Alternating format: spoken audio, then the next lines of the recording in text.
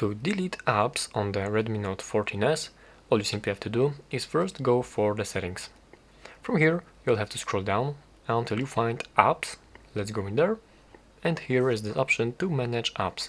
Let's go in here, and there is the list of all of these applications which you have downloaded on your phone.